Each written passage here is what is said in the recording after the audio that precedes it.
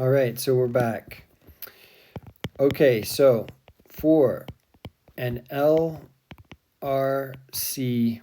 circuit,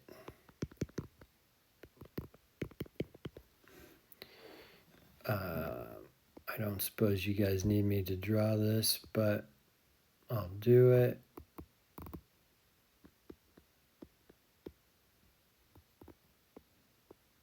Okay, so LRC. We've got a couple of things. We've got our IFT,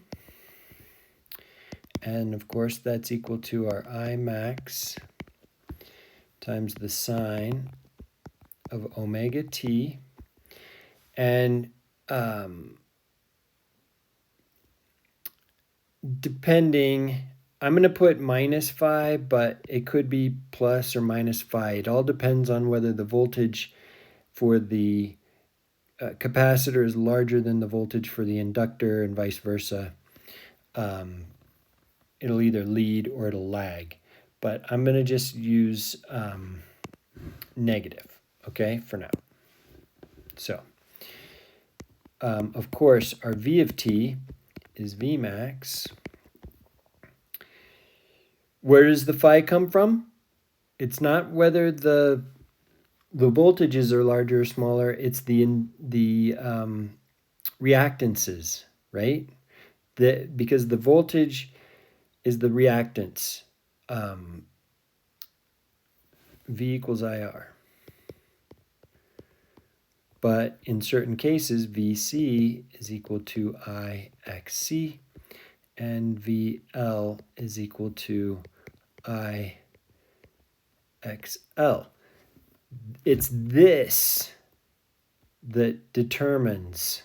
So the frequency is involved, all of that stuff.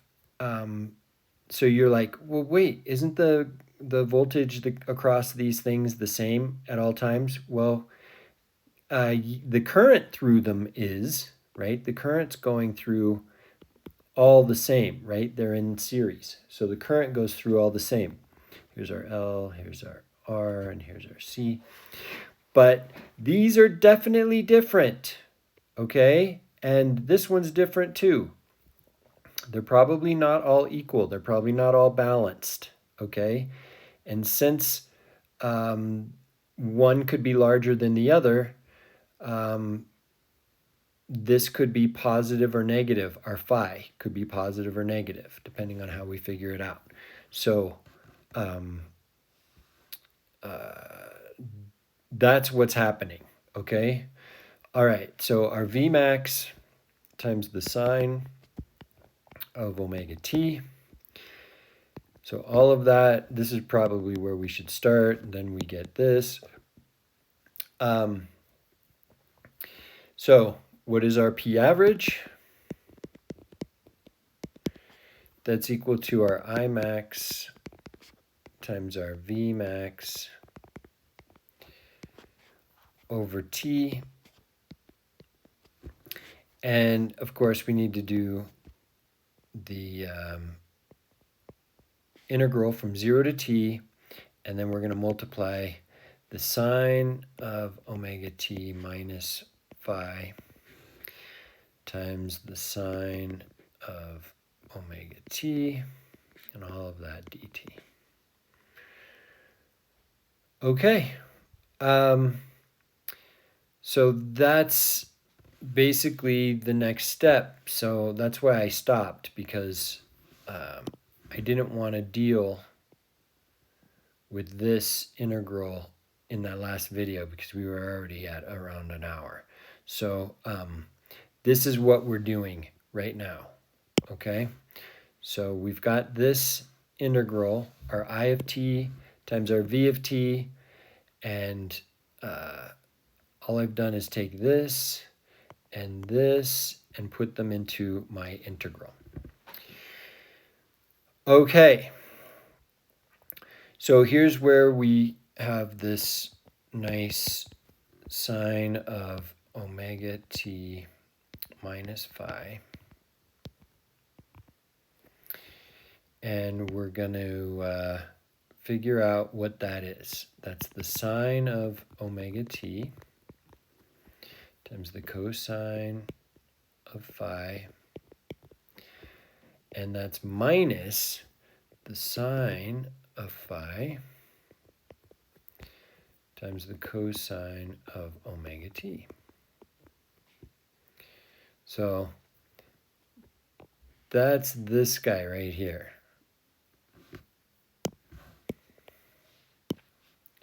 You guys are like, oh, I love this. This is fabulous. So, so what does that mean? What does that mean for us here in Happy Valley? Okay, so cosine of phi, sine of phi, cosine of omega t. Yeah. Nice work. Okay, so P average, AVG, is equal to our Imax, Vmax. I'm going to pull the T out, keep the T out front. And I'm going to pull out anything that's a constant. Okay? So let's pull out anything that's a constant. So those two things are going to be multiplied by, this one is a constant in the first integral. Okay? So cosine of phi constant. Here's my integral from 0 to the period. I've got sine squared omega t. Why do I have sine squared? Because I've got one here and I've got another one there. So this one times this one is going to give me sine squared. And then we're going to subtract, and we're going to have the sine of phi. That's this thing. And we're going to do the integral from 0 to t of the cosine of omega t times the sine of omega t dt. I forgot my dt.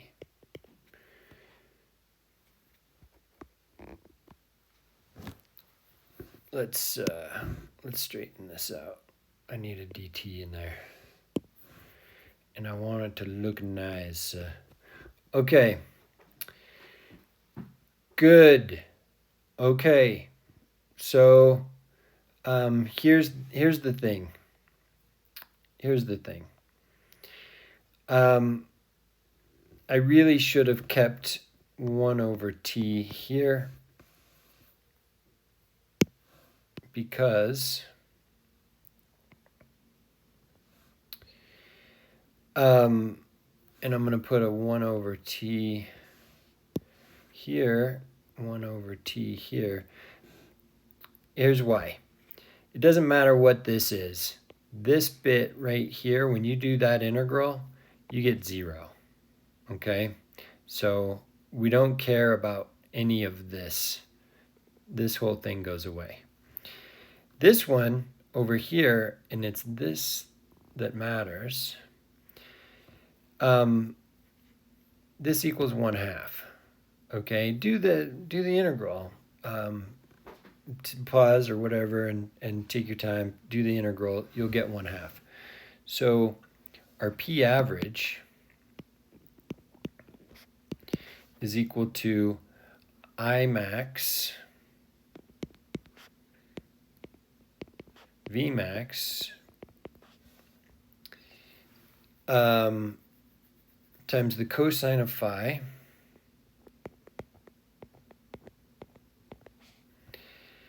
times 1/2.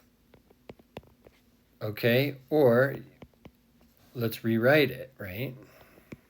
P average is equal to 1/2 I max V max cosine of phi. And we can write it again, P average AVG is equal to IRMS VRMS times the cosine of phi. And let's get rid of these little guys here. How about that? And that is our final, that is my final answer. The end result. Cosine of phi. What is cosine of phi? Cosine of phi is this new thing that only happens when we've got LRC circuits, okay? And which just about every circuit is an LRC circuit. So there's always stray capacitance, there's always resistance, and induction happens. So there's always going to be this cosine phi, okay? And it has a name.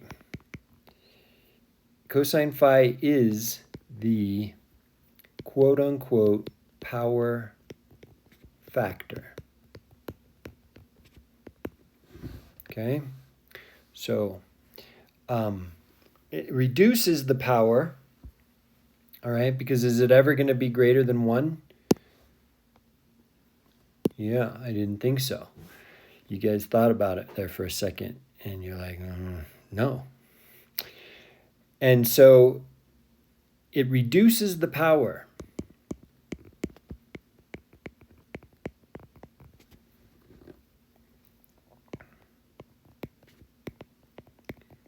Delivered to the circuit.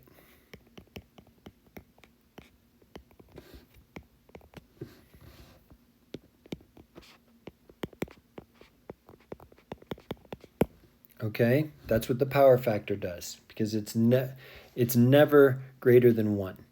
So cosine of anything is always between 0 and 1. Okay, so it's only when we have a resistor, pure resistor in the circuit. Okay, so if there exists or is only a resistor in the circuit, then phi is equal to 0. Okay? So in this situation, phi is equal to 0. That's the only time. And then that leads you to P average is equal to IRMS VRMS. But if you add anything, if you add a capacitor, if you add an inductor, you're going to add in some phi, okay? That implies you're adding in a phi. No matter what, you're adding in a phi. If you only add one of these each, if you only add a capacitor, then you lead by pi over 2. If you only add an inductor, then you lag by pi over 2. That's your phi. If you add both, okay, then you have to go through and figure out which one's bigger.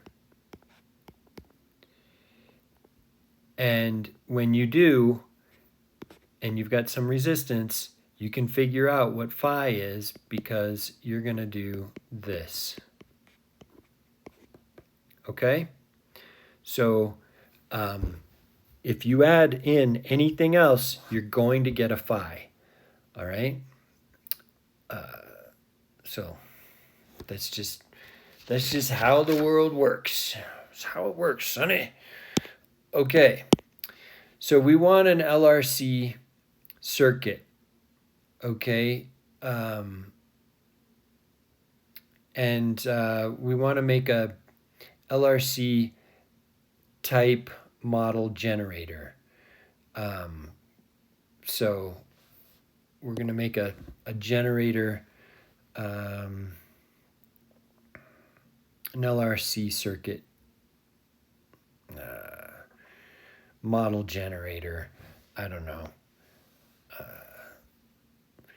I just want to let you know that no generator is perfect, okay? So we're going to make a generator, theoretically, and it's an LRC,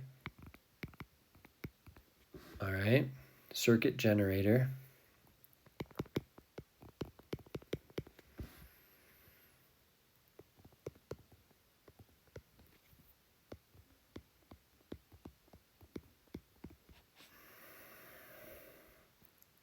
And I'm just going to put in parentheses, no generator is perfect, but we're gonna try and model it in a perfect way. Okay. Let's modeled this way. So if you model it this way,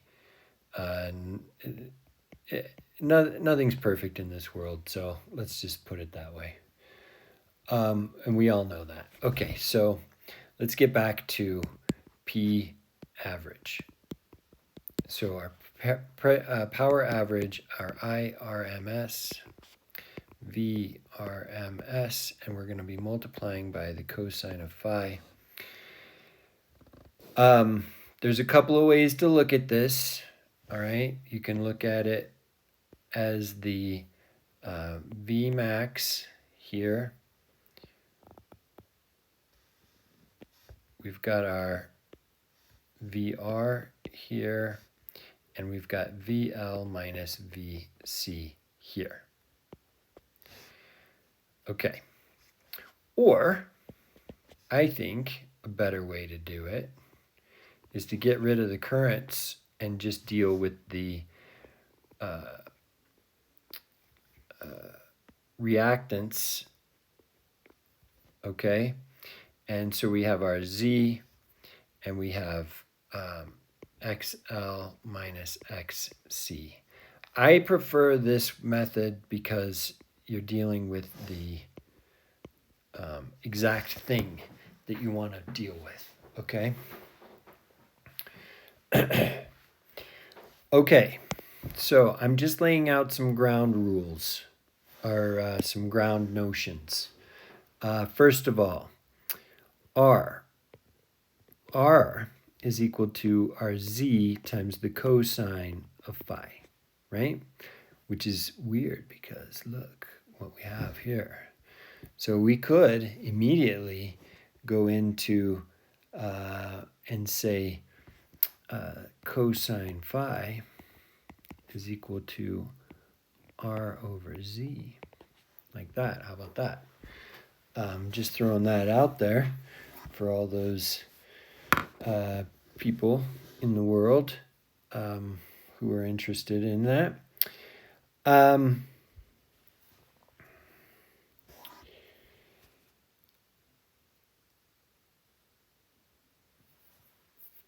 There's another, so that's phi, right? But remember we did that one homework problem where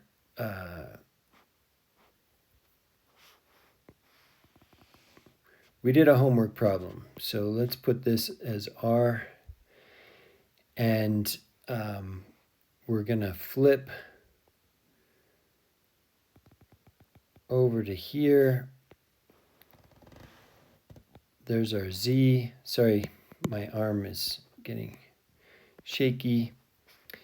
This is minus R. This is pi minus phi.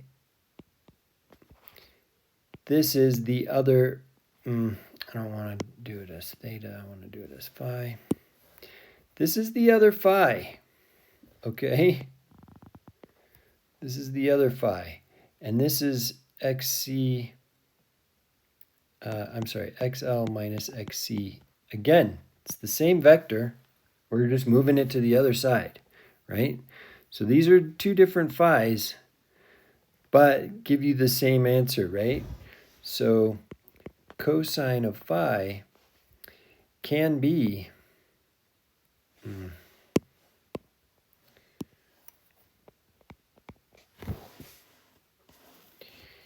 can be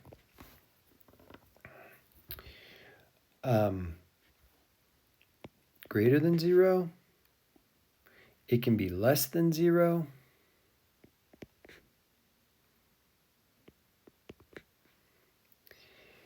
And you can have all kinds of other assorted things, right? It can be greater than pi over 2. It can be less than pi over 2. All kinds of stuff can happen, all right? So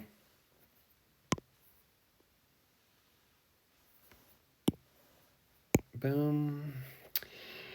If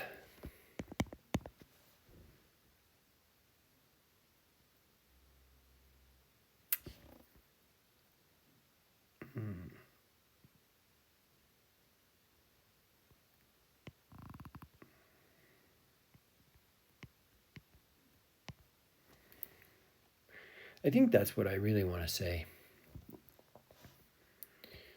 So here we've got our plus 1, and here's our negative 1. Okay? So if cosine of phi is greater than 0, the generator produces power.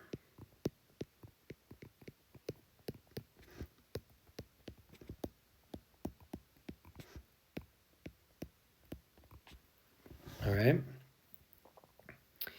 If cosine of phi is less than 0, the generator absorbs power.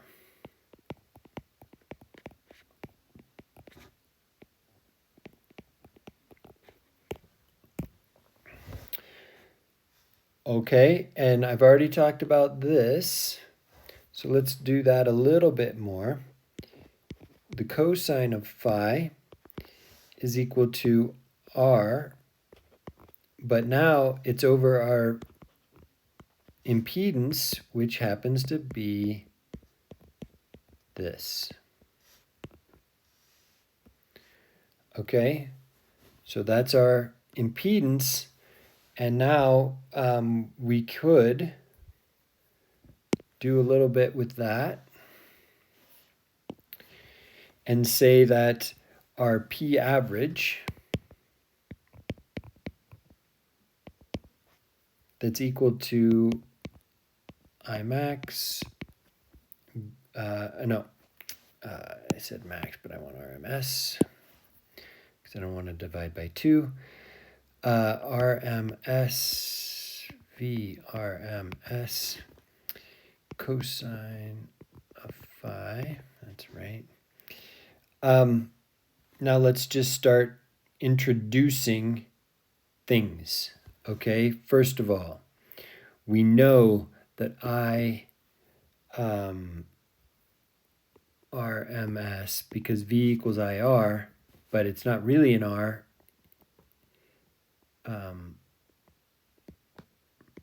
It's a Z, it's our impedance. I'm going to substitute in IRMS here. So here comes VRMS squared over Z. And I'm going to put in the cosine, all right? The cosine of phi, so that's this, and it's going to be R. And let's just leave it at Z. Okay, we'll leave it at Z, but you guys know that this is Z, right? So, okay. And so now I've got P average is equal to VRMS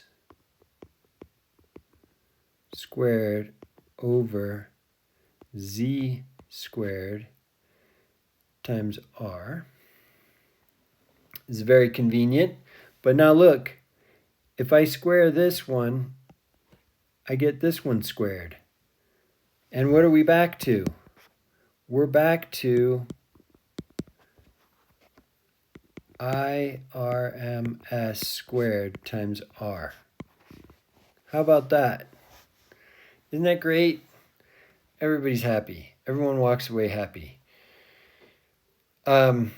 So the power generated, what does this mean for us? The power generated is equal to the power dissipated by the resistor.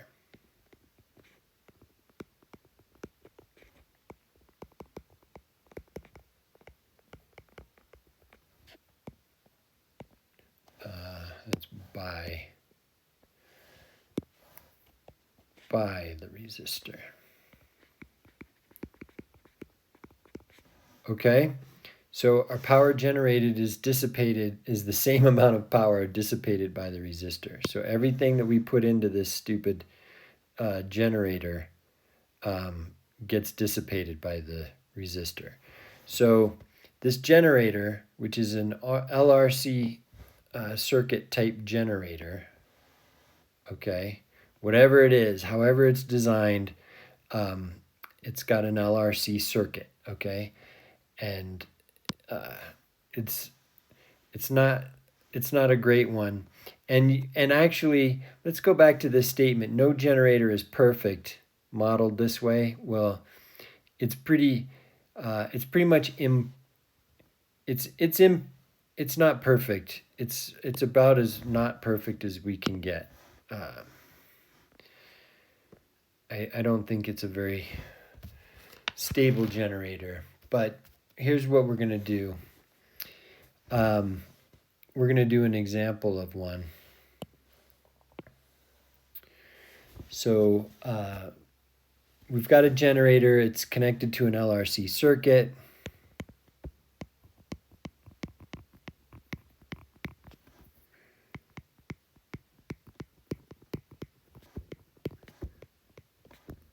LRC circuit.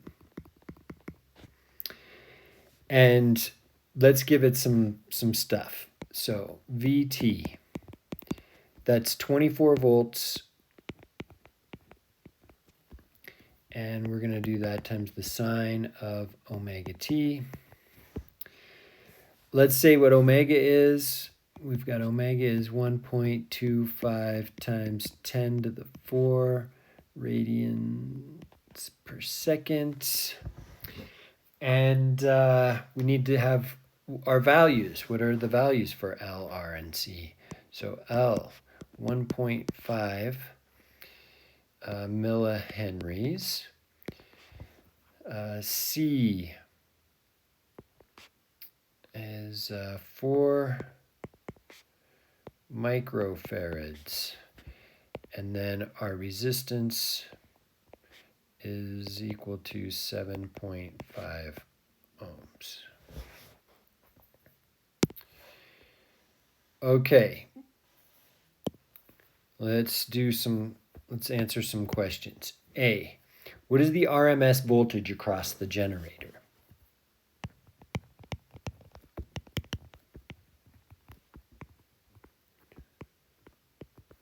Root mean squared. You know what? I don't want a capital R.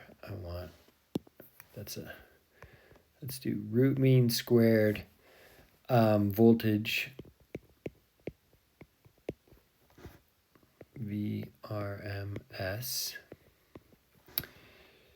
across the generator.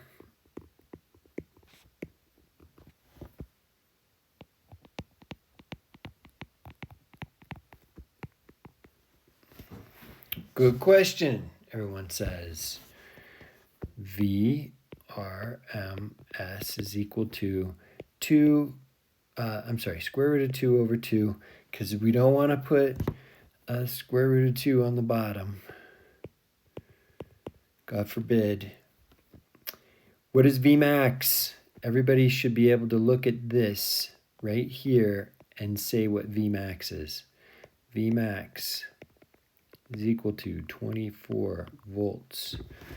So we're going to multiply square root of 2 over 2 times 24 volts, and that'll give us our roughly 17 volts, okay, equals VRMS. All right, so there's that. Let's do B. What is the impedance?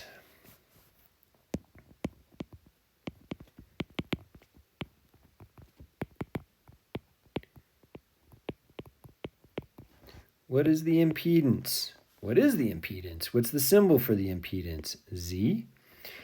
And Z is equal to R squared plus XL minus XC squared square root.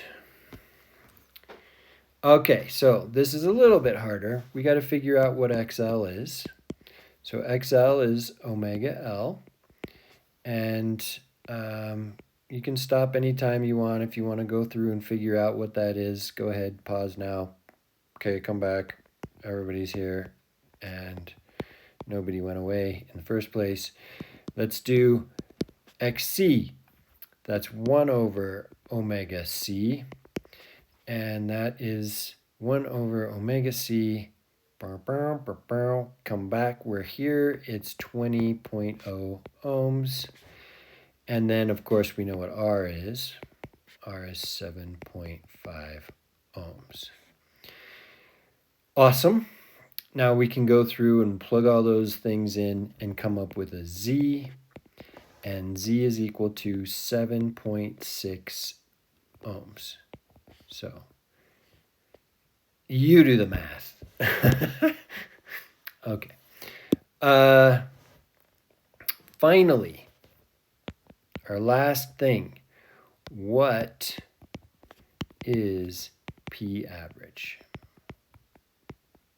Straightforward question, and all we have to do is say, well, we know that P average is equal to VRMS, which we figured out. So VRMS divided by Z, but that's our I, right? So we've got a square I squared R, right? And that will give us our 37.36 watts. And it is watts. So that's P average. And we'll box that in. And voila, we're done. Okay. So all of that, sure, make sure those things are on your cheat sheet, because those are all things that are going to be asked for on the test. We're going to say, what is this? What is that? Tell me this. Tell me that. And you're going to have to do it. Okay. Resonances. This is way more exciting for me. This is way more fun. Resonances. You guys need my lecture on resonances. Maybe that's why I want to do this, because I really want to talk to you guys about resonances instead of this, but resonances are important. So for an LRC circuit, we have a resonant frequency.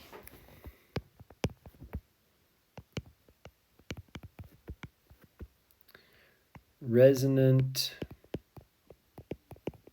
frequency. Now, I really should say resonant angular frequency. Let's do that. Angular frequency. So the difference between the frequency and the angular frequency, you guys know, right? Angular frequency is equal to 2 pi times our regular frequency. Okay? So we have, if you have a resonant angular frequency, they give it a little, oh boy, they give it a little naught here, omega naught. That's our resonant frequency, unfortunately, sorry. You can do whatever you want. You know what? You can come over here and erase this little, you could do omega r for resonant if you want to. I wouldn't be upset. That makes a lot more sense than making it a omega naught. So we have resonant frequencies. For an LRC circuit, we find that omega, I'm going to use my newfound omega r and say that resonance is 1 over LC. Okay?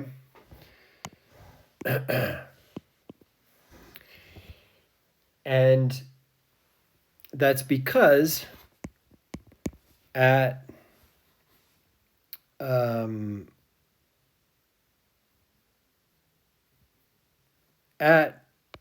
omega r, at that frequency, XL minus XC equals 0. How about that? So our impedance, our Z, is equal to nothing more than this plus 0 squared square root, which is nothing more than the resistance. Okay? So at this frequency, this is 0. Now, you can go through and figure out what that means. So let's write out omega L. We're going to subtract off 1 over omega C, and that equals 0. So that gives us omega squared equal to 1 over LC. Yeah, right. Good. Okay, so that's true. So what does that mean? That means this, right? And all of a sudden we have to put a little r here because that's our resonant frequency. Okay? So, good. It all comes together sometimes. So, Z equals R. I just showed you that. And that means, again, that we can do a couple of things. We can say I equals V over R. And it doesn't matter which one you're dealing with. If you're dealing with RMS, that's fine. Then this is RMS. If you're dealing with max, that's fine. This is max. Okay? So it doesn't matter. It's Ohm's law. All right? We're back to Ohm's law in all of its super duper glory. Let's look at what happens. Let's look at what's happening to the power at resonance. Okay? I think I can sneak in a little graph here. You know what? I like this. I like my ability to, I like this. Oh, you guys are going to love this. Or hate it. I don't know. Let's do that. And now I can do this. And we're going to put this as a function of omega. And here's our power. And here we'll have omega r. And here we have 0 power, and we'll just do 0 all across the board here. And a lot of it's going to be 0, then we're going to go up and we're going to get to some peak, and then we're going to go, we're going to go down the other side, but nobody likes going downhill. When you're right-handed, it's this side that's the hard part. Okay, I guess I did okay there. And there's our middle line. Here is our delta omega. This is P max. And as we get further and further away, right, because of the power factor, so that cosine of phi, is our power factor, and it's going to take us further and further away because these guys are not balanced anymore, right? That's where that cosine of phi comes in. So when they're not balanced, you end up going either to this side or to this side, and it reduces your power from the maximum power down, okay? And it can reduce it all the way down to 0. So you want to make sure that your power factor is minimized, right? You want to keep it in this delta omega region. You want to be in this range here. Okay, so delta omega, we call this the full width half max. Okay, full width half max. And it's also known as, so you go to the middle, you come down, and you go halfway to whatever halfway is. This is, I'm sorry, I called it P max, but I really meant to call it P average. Sorry everyone. This is 1/2 P average.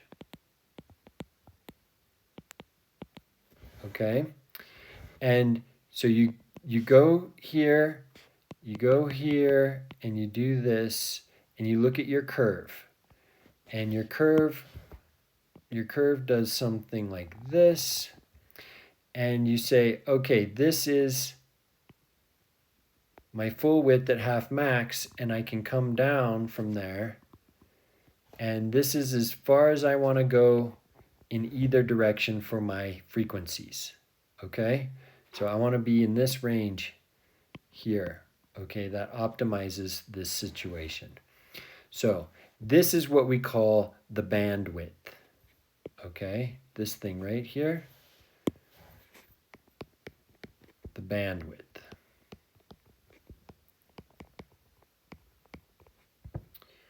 All right, so we do this thing. We do a thing, all right?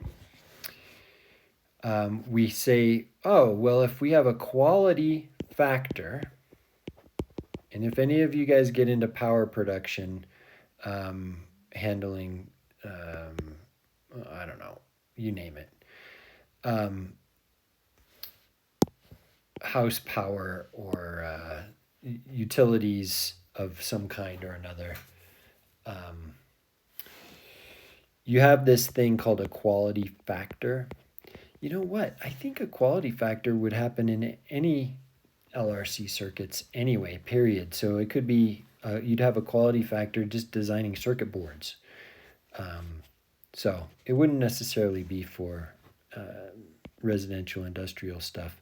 You can do it all over the place. This happens everywhere. All right, so the quality factor is defined as Q, and it's whatever our resonant frequency is, angular resonant frequency, divided by delta omega. Okay, that is your quality factor. So stick that in your notes because we want to know what the quality factor is or will be. Okay, so now we've got some quality factor. All right, well, Q goes up when delta omega goes down, right? So the smaller delta omega is, the smaller this distance, the higher the quality factor, okay? That's just it seems like a no-brainer. And then, of course, Q goes down if delta omega goes up, all right? So the wider your bandwidth, the quality disappears, okay? So we want to make the peak sharper here, and this makes it less sharp. I don't, what do you say, more dull, wider, a wider peak? Okay, so now what can we do here? Delta omega, it can be written in terms.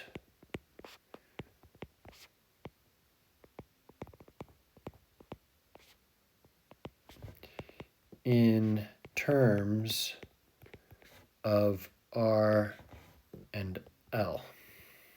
Okay, so I'm just going to say this. I'm not proving it. I'm not showing you how to get this. But delta omega is R over L.